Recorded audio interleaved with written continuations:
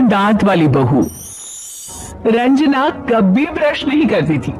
उसे कितनी बार उसके माँ बाप ने डांटा, लेकिन उसका कोई असर उस पर होता ही नहीं था, जिस कारण से उसके दांत पीले पीले हो जाते हैं। शादी के बाद। अरे बहू, वैसे तो तुझमें कोई कमी नहीं है, पर तेरे दांत दांत इतने पीले कैसे हैं बेटा? कैसे मतलब? कोई सर्जरी थोड़ी ना कराइए।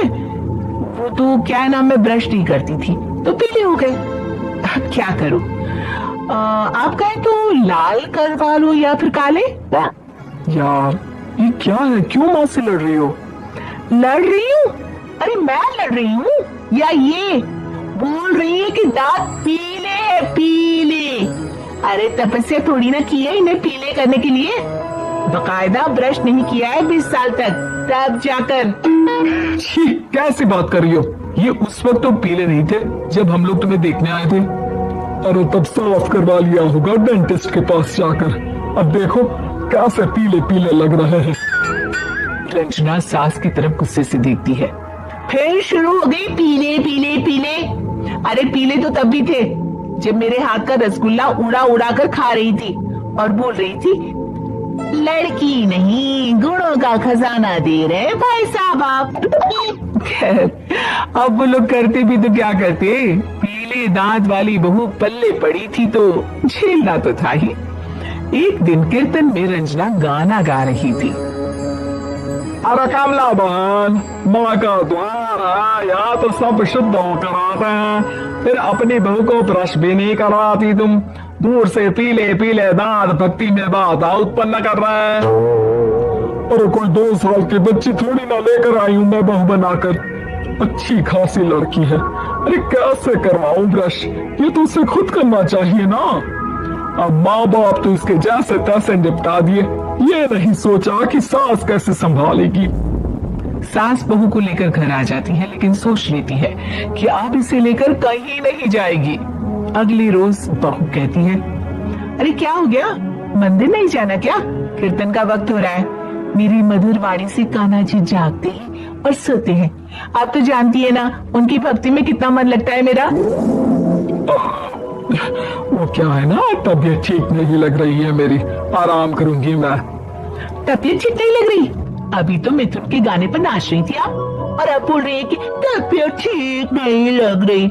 अरे भक्ति में मन लगा लो सासू माँ, ऊपर जाना है, क्या मुंह दिखाओगी आप? हाँ, सास को बहू की बात पर गुस्सा आ जाता है। मैं क्या मुंह दिखाऊंगी, इसकी चिंता तो ना कर, समझी?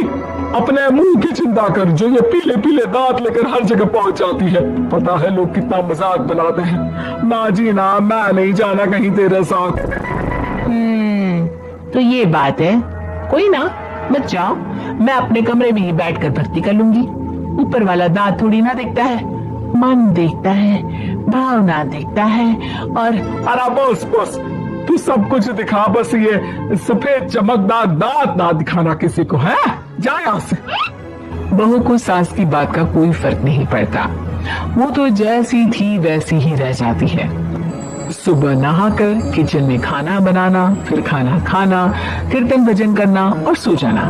एक दिन, माँ जी मैं सहेली के घर जा रही हूँ, शाम को लेट आऊंगी।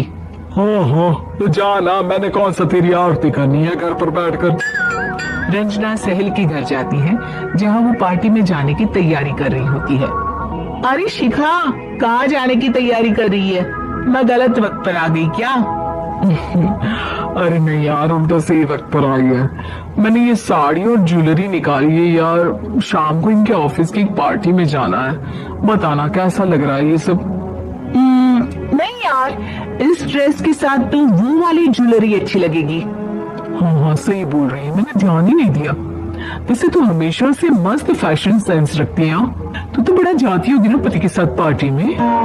रंजना कुछ नहीं बोलती, बस सोचती है कि यार काश ये बात सही हो जाती, पर मैं क्यों नहीं जाती पार्टी में? क्या इन लोगों की कोई पार्टी होती नहीं होगी? रंजना घर आती है और रात में पति से सवाल करती है, एक बात बताइए, आप मुझे किसी पार्टी में क्यों नहीं ले जाते? क्या आपके यहाँ ऑफिस में पार्टी नहीं होती? पति बेचारा क्या कहता कि दांत पीले हैं तुम्हारे इसलिए। अरे कोई पार्टी होती नहीं हम लोगों के ऑफिस में, तो कहाँ से लेकर जाऊं? और मार्केट, मॉल, कहीं वीकेंड घूमना, कहीं तो। अरे यार सारे हफ्ते में एक छुट्टी मिलती है, तो सोचता हूँ कि आराम ही कर लूं। क्यों? रंजना मन मार के रह जाती है। पहले कभी सास के साथ मंदिर जाया करती थी, लेकिन वो भी सास ने ले जाना बंद कर दिया। घर बैठी बैठी रंजना बोर हो जाती है। तभी उसे आइडिया आता है और वो मायके जाने का सोचती है। सासू माँ, 2 दिनों के लिए मम्मी के घर जा रही हूँ। अच्छा अच्छा ठीक है, आराम से जा। और हाँ, माँ से कुछ अच्छी आदत सीख कर आना कि कैसे शरीर के हर भाग की तरह दांतों की सफाई भी जरूरी होती है, समझी? शुरू हो गई ना आप? वो लोग आपकी तरह नहीं है कि छोटी छोटी बात का बतंगड़ बना दे। उन लोगों के लिए मैं मायने रखती हूँ, ना कि मेरे पीले पीले दांत। रंजना माँ को बिना बताए उन लोगों को सरप्राइज देती है, लेकिन जैसे ही वो दरवाजे पर पहुंचती है, अंदर देखती है कि घर वाले कहीं जा रहे होते हैं। अब माँ, काश रंजना दीदी के दांतों वाली प्रॉब्लम नहीं होती, तो वो भी हम लोगों के साथ चलती ना बुआ जी की बेटी की शादी में। हाँ बेटा, लेकिन अब उसे कौन समझाए कि उसको उसके पीले दांत नहीं दिखते, लेकिन उसके आसपास के लोगों को कितना एम्बैरेसिंग फील कराते हैं। मुझे तो कितनी बार उसके स्कूल की टीचर ने शिकायत की कि उसके साथ कोई लड़की बैठना भी नहीं चाहती, और ना ही कॉलेज में कोई उससे बात करना चाहता था। लेकिन पता नहीं क्यों उसे ये बात समझ में ही नहीं आती।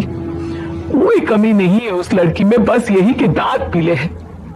वो तो भला हो जीजा जी और उनकी माँ का, जो दीदी को जैसी है वैसे ही रखा हुआ है। रंजना को अपने घर वालों की बात सुनकर बहुत दुख होता है।